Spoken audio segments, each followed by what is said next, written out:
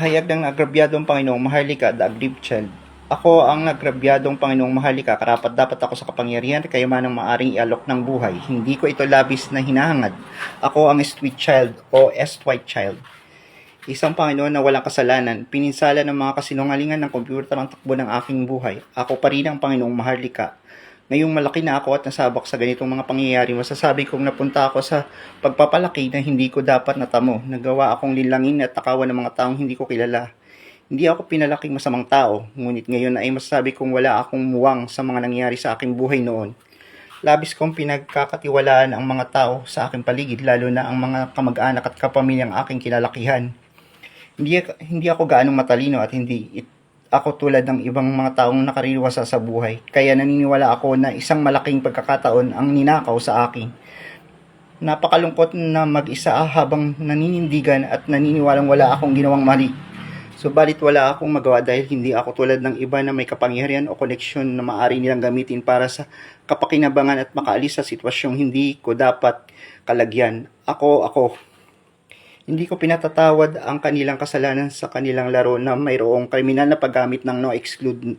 Namuhunan lamang sila ng isang bagay na walang halaga at pinairal ang mga panuntunang no-exclude sa Panginoong Maharlika. Kaya ang Panginoong Maharlika o ako, ang aking pangalan ay nagdurusa kahit wala naman akong kasalanan. Ang no-exclude sa Panginoong Maharlika ay palaging nangangahulugang paglilingkod sa pangalan ng Panginoon. Ang kanilang pag-iisip na parang goblin ay hindi ko pinapatawad. Ang makipag-usap ka sa iyong akros ay hindi kailanman gumagana dahil sila ay mga impostor, tiwalag at itinakwil na. Ako ay nagdurusa at nagrabyadong Panginoong Maharlika at hindi ko kailanman natanggap ang kita ng kaharian o ang pabor ng langit dahil kinokontrol nila ang langit sa pamamagitan ng kanilang mga kasinungalingan na kanilang ipinagmamamalaki. Sinasabi nilang aking ipinagkaloob ang imperyo noong ako ay musmus pa upang sila ang mamuno nito. Ngunit ito ang natanggap kong kapalit. Hindi sila humihingi ng kapatawaran, sa halip sinasabi nilang kaya nilang sakupin ang imperyo na para bang wala na silang kasalanan sa langit dahil nasakop na nila ang imperyo. Ang pamumusong ay pamumusong, ang pagtataksil ay pagtataksil at ang pagpatay ng isang tao ay pagpatay ng isang tao. Tatlong kasalanan na pinag-isa, tunay na pag-abuso sa kapangyarihan na hindi rin pinapatawad. Pagmamay-ari ko ang aking pangalan at dignidad. Ang kanilang mga kasinungalingan ay upang ligtas sa kanilang mga sarili, ngunit hindi ako ang kanilang hari, ni ang kanilang uncrowned imperator.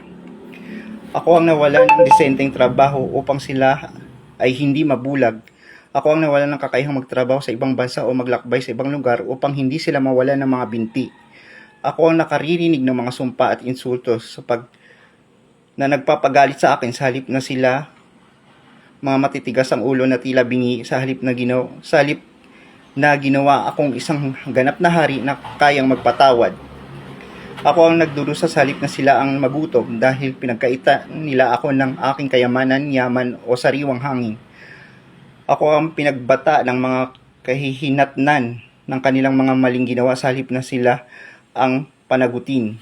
Dahil ako ang nagrabyadong Panginoong Maharlika, ang isang pangyayaring nasa aking pangalan ay tila na lang isang medalya na maaring isuot ng iba upang makuha nila ang mga kapakinagbangan na maaari nitong ibigay. Hindi ako tinuruan kung paano manalangin at hindi ako makapaghabla. Kung muli akong pinaliit upang maging isang sanggol, dapat ay nakabalik na sa akin ang lahat. Ngayon na ako ay lumaki na. Pinagsisinungalingan nila ang kanilang mga sarili na sila ay nanganib dahil alam nilang hindi pa ako naging kaanib, miyembro o nakaupo sa aking trono at hawak ang aking kapangyarihan. Ito ay upang ipukol sa akin ang pagganti at parusang dapat sana ay ipinataw sa kanila tulad ng pagkabulag, pagkawala ng mga parehong binti, gutom, pagkawala ng kakayahang magsalita, pagkawala ng kanilang buong pamilya, pagkapugot ng ulo at pagkabaliw. Nakakagalit na sila pa ang naghimutok at kumilos na para bang sila ang nasa panganib, kahit sila naman ang kahiyahiya at makasalanang panig na sumalungat at mga kaaway at kumalaban sa pangalan at ng dignidad. Ako ang Panginoong Maharlika, ang Akrax, at hindi isang apostol o alagad. Naway makamit ko ang matagal ng katayon at katarungan na dapat ay sa akin. Hindi ko pinapatawad ang mga kasalanan ng mga ulupong na nagbabalat kayo bilang lupon. Aking itinitaw Aking itinitiwalag sa aking buhay ang mga taong nilalang na gumawa ng mortal na kasalanan sa aking pangalan. Sila ang mga taong dapat mamatay sa gutom, mabulag, maputulan ng paa, maputulan ng dila, baliw, mawala ng maselang bahagi. Ako ay hindi isang Muslim o Illuminati. Hindi ko pinapatawad ang mga langaw, bubuyog at putakti na mataas ang tingin sa sarili nila kaysa sa gumalang sa aking pangalan, na mamahala di umano ng pagpaparusa sa makasalanan gayong hindi ko naman sila kinikilala, maging ang mga sabwatan na dati nang ginagawa sa kulungan, sa labas man o sa loob ng rehas. Sir Jeffrey Hanoyan.